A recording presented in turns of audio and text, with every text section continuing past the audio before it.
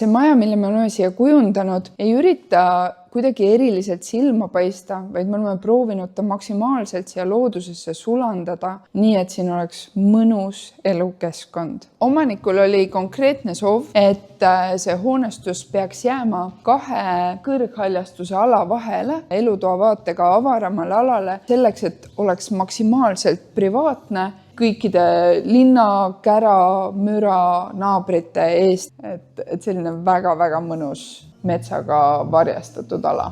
Eriline selle maja puhul ongi see, et siin on kasutatud kivifassaadi, mis on siis plaatmaterjal. Samamoodi on eriliseks detailiks vast siin, kui me väljas vaatame, puitribistus, millele on valgusega antakse efekti ja lisaks saab siia mingid taimed istutada, mis teevad mõnusaks hubaseks selle olemise. Kui me hoonesse siseneme, siis hoone on jaotatud 3 erinevaks tsooniks. Elutoa osas on kasutatud avarama mulje loomiseks katuslage, lisaks on kõrgemad aknad. Köögi poolest on eriline sahvriniš. Peamagamistuba on loomulikult koos oma garderoobi ja vannitoaga.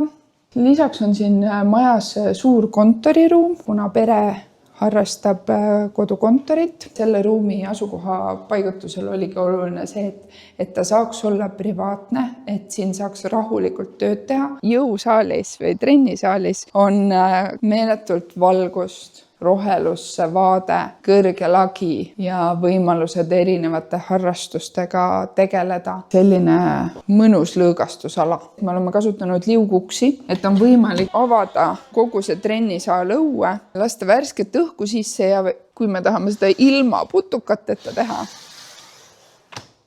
siis tuleb värske õhk ja putukavõrk on ka ees ja ei ole neid takistavaid uksi kuskil, et peaks käend uksed avama ja miski oleks ees kuskil. Ja perspektiivselt tulevad siia klaasid ka veel ette, mis tähendab, et sul on selline mõnus suletud ala, kus väljas einestada, olla, nautida õhtut. Minul kui arhitektil on tegelikult väga hea meel, et me saime siin maja peal katsetada uut fassaadilahendust, mis on võrdlemisi erinev meie tavapärasest laudislahendusest. Samas oleme me säilitanud siin ikkagi kogu selle puiduse soojuse nii sees kui ka väljas. See on üks väga äge maja.